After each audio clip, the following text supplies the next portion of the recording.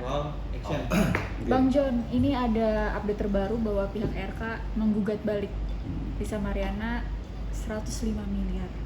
Mungkin gimana respon dari tim kuasa hukum dan juga Lisa sendiri? Kita baru tahu di media ya masalah ada gugatan dari pihak RK yang 105 tersebut, karena sampai saat ini kita juga belum terima. Kita juga nggak ngerti ini kan gugatannya masih ada 100,5 ya kan, ada angka ganjil tuh. Ya kalau kita bilang sih sesuai yang mereka bilang itu kan gugatan itu halu. Kenapa nggak sekalian? Seharusnya kan lebih banyak lagi gitu. 222 M kan lebih banyak, bisa balik modal jadinya kan. Kalau itu sih belum begitu kita pelajarin karena gugatannya juga belum kita terima. Nanti ya kalau sudah ada resmi panggilan buat gugatan tersebut, ya gugatannya udah kita terima ya mungkin bisa kita update lagi sih. Jadi masih santai aja sih, gitu, masih terfokus dengan yang sudah berjalan sekarang. Tapi Lisa sendiri sudah mendengar kabar ini belum, Bang? Sudah. Dia juga 2 minggu yang lalu ngobrol sama saya bilang ya biarin aja gitu kan, kalau namanya gugatan kan hak semua warga negara Indonesia bisa menggugat dan pasti pengadilan akan menerima.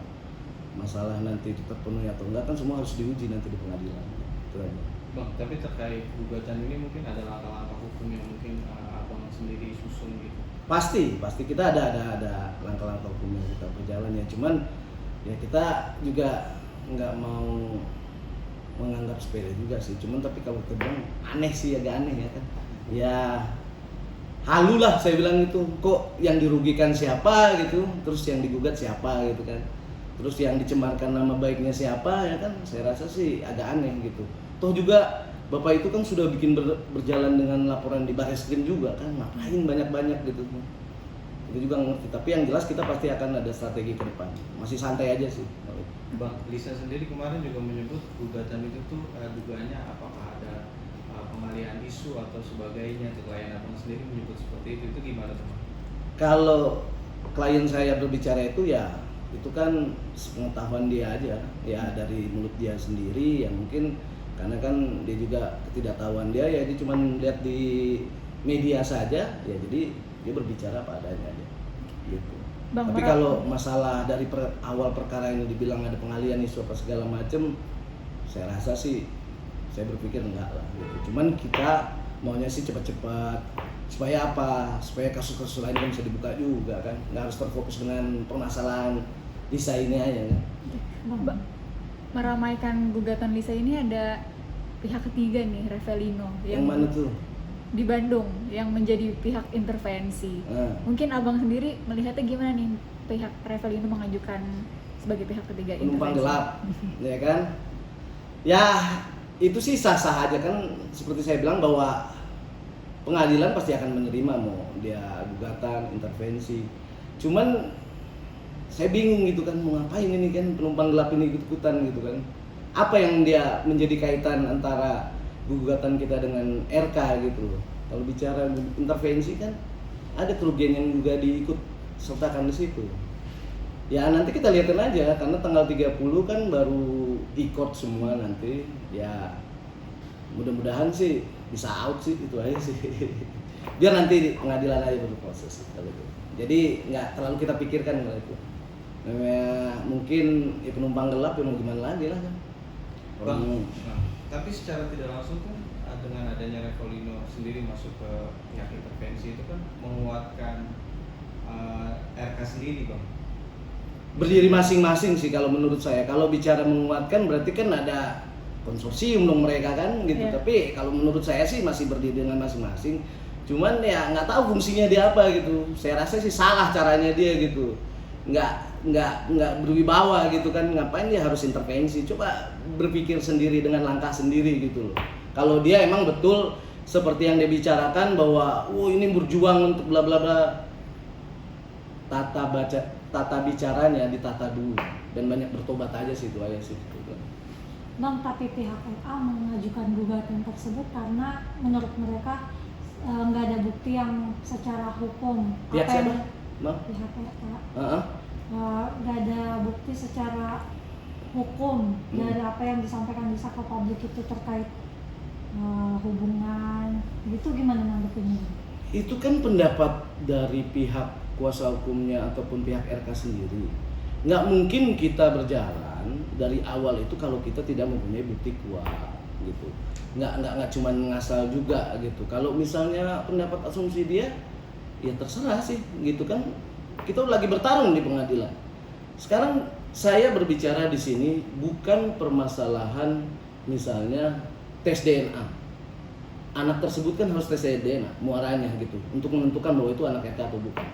Tapi perbuatan yang sedang terjadi ini kan sudah ada.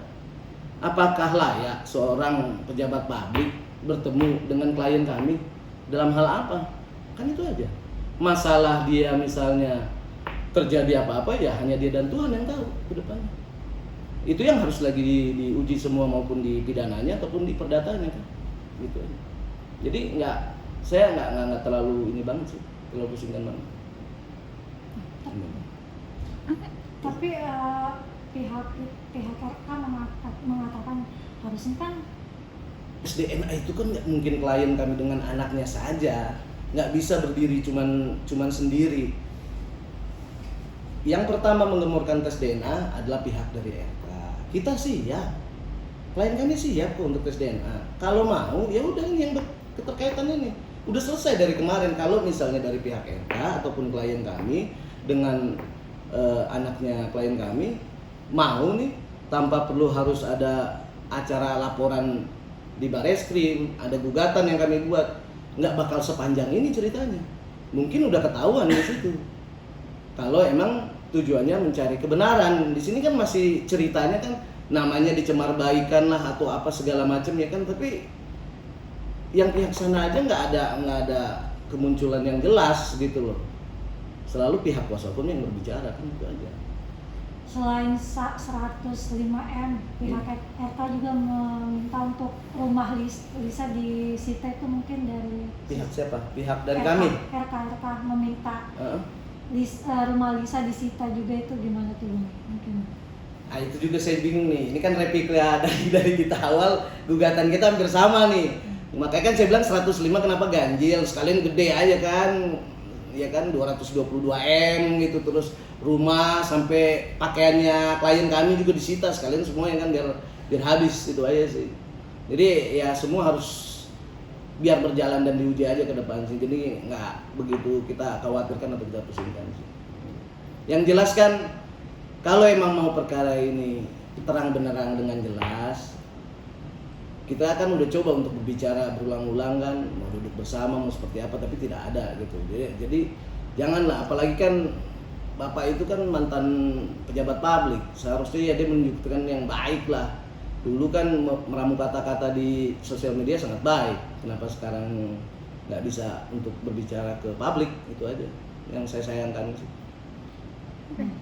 Ada lagi? Pihak RK juga meminta untuk Lisa minta maaf 7 hari secara berturut-turut. Selain minta gugatan itu, mungkin dari abang sendiri gimana nanggepin? Mungkin kalau bicara mereka personal, head to head berdua bisa terjadi itu. Permasalahannya kan sekarang nggak pernah mau. Kita dari mulai awal munculnya perkara ini, kita udah coba untuk kirim surat undangan sampai berjalan dengan gugatan untuk mediasi, kan tidak ada. Ya kalau permasalahan itu masalah teknis lah, masalah minta maaf segala macam. Seharusnya kan kejadian ini kan mereka berdua, nah. Mereka lah seharusnya internal bisa berbicara. Itu aja. Cukup? Untuk mengenai laporan di Komnas HAM, merasa keberatan sih beliau karena alasannya apa melaporkan ke Komnas HAM itu? Komnas Perempuan. Komnas Perempuan. Padahal secara psikolog RK yang merasa lebih mendapat kekerasan secara psikolog dari si LM, mungkin gimana? Ya pertanyaannya kenapa dia nggak lapor juga ke Komnas HAM ya kan? Kalau ke Komnas Perempuan kan hal yang wajar. Kenapa? Karena kan gini loh, klien kami ini kan perempuan, orang yang lemah. Dengan perkaranya ini kan bakal banyak lagi tokoh-tokoh yang nggak jelas akan hadir. Dan saya juga bingung ngapain berburu satu burung pipit dengan banyak senjata gitu loh. Jadi ya perlu pelindungan, ketika klien kami berbicara perlu pelindungan kepada perempuan, ya kita wajib untuk melaporkan ke Komnas Perempuan supaya bisa nanti memberikan solusi yang baik ke depannya dan melindungi dan mengawal